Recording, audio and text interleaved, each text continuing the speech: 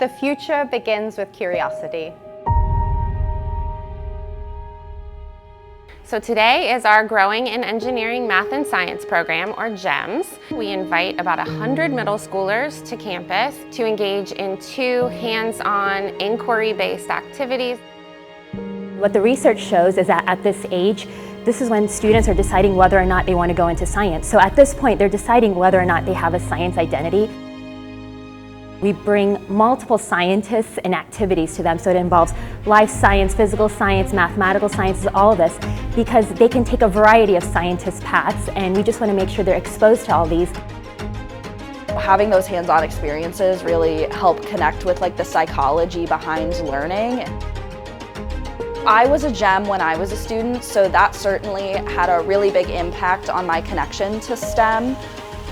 Young people think about a university as this kind of big, scary place, but I'm hoping with today they'll find it to be a warm and welcoming environment.